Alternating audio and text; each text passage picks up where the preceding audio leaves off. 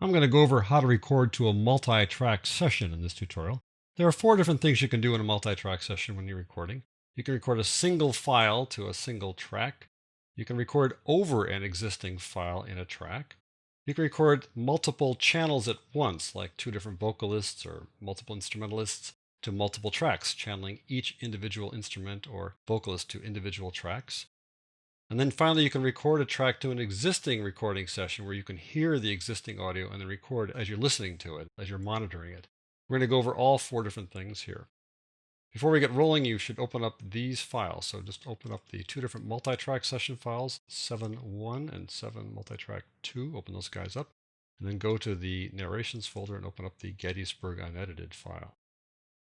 All right, the first order of business is I want you to save the Multitrack 1 session to your Scratch folder, the folder that you made at the beginning called My Audition Exercise Files, if you created it. If not, you can do that now. Go File, Save As. We want to save this as a different name so we know which one we're working with. We'll call it Updated. And we're going to save it not to the working files, but we're going to save it to the folder that you created, whatever you named it, if you named it at all. If you didn't, you can just put this file someplace besides inside the working files folder. We're going to put it inside My Audition Exercise Files. There's a reason for that, and I'll show you that reason in a little bit. So now we got this guy ready to go. The way I created this was by going File, New, Multitrack Session, and instead of taking the default No Template approach, I took the Empty Stereo Session template. So there are no files to begin with, no tracks to begin with. And I right-clicked here and said Track, Add a Mono Audio Track, and did that twice to add 2 mono audio tracks. All right, now we're ready to record to one of these tracks. I'm going to check to make sure that I'm actually getting audio to the track by clicking on this button here called Arm for Record. And now you can see my mic is bouncing the view meter, which is a good thing. So we're ready to go. I'm going to click this little record button down here, and when I do that, it's going to start recording to that track, and it's going to record a clip in that track. And when I'm done, I'll just click on the stop button or press the space bar, and we're done recording it. And now the cool thing that happens in the multi-track session is that when you record something to a multi-track session, it doesn't go to some temporary folder as a temporary file. It goes to a very specific folder in the place that you've designated, and it's already saved there. It's saved there under a name based upon the track. It's called Track 1, Take 1, essentially. That's inside that place where you save this file. There's a folder there now. As you record things, all the recorded things show up in that folder. And that's a good thing because these guys are not going to disappear into the ether if you close this thing down. Or if you record over it, the old ones will still remain there. So that's good. I'm going to get rid of this guy by deleting it from the multi-track track. And I'm going to actually delete it from here too. And it won't go away. It's not a temporary file. It's on your hard drive. So just deleting it here did not delete it from the hard drive. Now I'm going to record over an existing file, which sounds horrible. We don't want to delete what's here, but we can record over it in the place where there's audio there that I want to record over, and it won't replace it. It'll just layer it on top of it. If I want to, let's say, change the nature of the audio there. So the nature of the audio at that spot goes to something like this. The brave men, living and dead, who struggled here, have consecrated it far above our... Something along those lines. And so I'm going to record over that. So we've armed this for recording. We're ready to go. I'm going to click record here. And when it gets to that white area, that's when the actual recording begins. It won't record here. It records only there. And it won't delete what's there. I can just read the same line over that. So when it gets to that point, I can start recording now. The brave men, living and dead, who struggled here, have consecrated it far above our poor power to add or detract. I'm going to stop. And if I listen to that, there'll be 2 things at once. Now, the brave men, living and dead, that's what I just added. And that file will show up down here. I can look at it. Right here, this is what is recorded there. This is the now at the beginning. Now, the brave men, living and dead. And if I like that instead of what was there before, I can replace that inside the multi-track session. But the original file, the Gettysburg unedited, was untouched, which is a good thing. All right, let's move on. Go back to that session. I'm going to delete this thing that I just did. First of all, I'll just take care of this Gettysburg file and get rid of this selection and then delete that file. And then I'm going to click on this and remove that from the multi-track session. Now I want to record 2 tracks at once. And to do that, I need to hook up an interface that is multi-channels. And when I hook it up, there might be a little bit of echo in the room here, so I'm not going to do that for very long. So I'm going to put this on pause, and then we're going to hook that up. Hang on a second. All right, I've just hooked up a couple of microphones to an interface, and you can sort of hear the echo in the background of those two microphones. They're turned way down, but they're still picking up a little bit of audio. So the first thing I need to do is I need to tell this multi-track session to switch to those microphones. So I can click this little default stereo input flyout and click audio hardware. That takes me to preferences and takes me to the audio hardware section of preferences directly. So I need to go to here and change to Elise's Firewire. That's the interface that I hooked up. Now I need to click OK.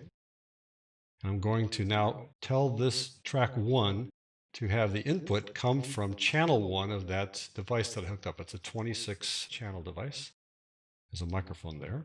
I'm going to have this be the second microphone, microphone number 2 and channel number 2. And I'll demonstrate that they're both there by just tapping on them. Here's 1, and here's 2.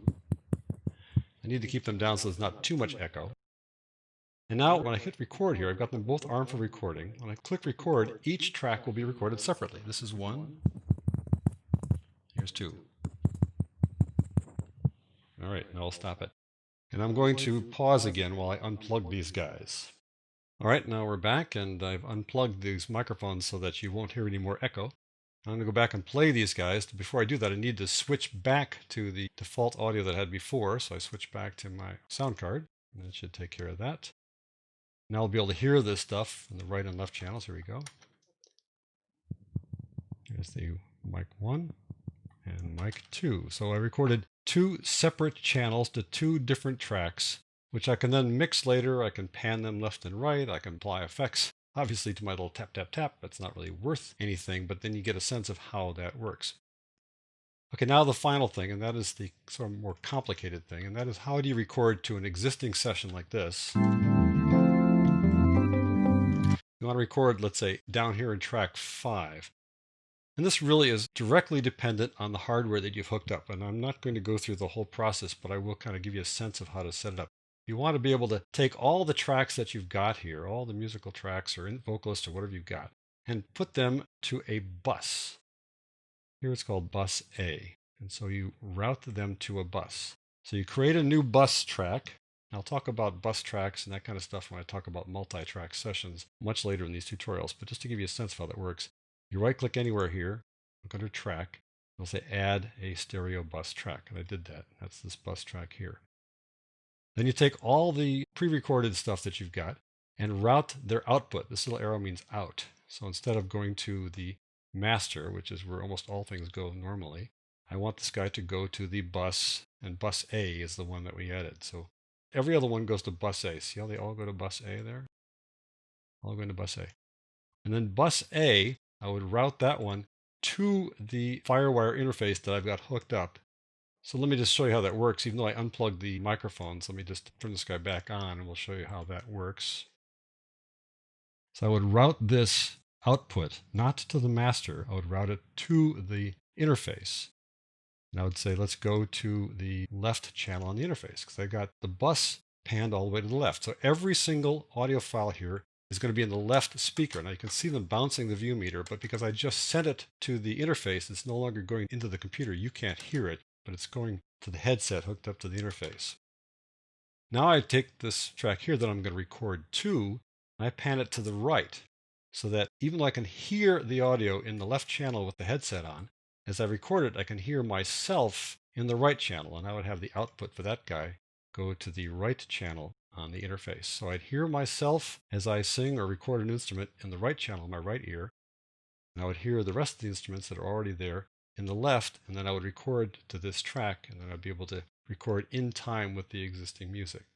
So I know it's kind of complicated, and it really is dependent on your hardware, and if you've got the kind of interface that can do this, then you probably have the knowledge about audio to understand the basic process how to do that.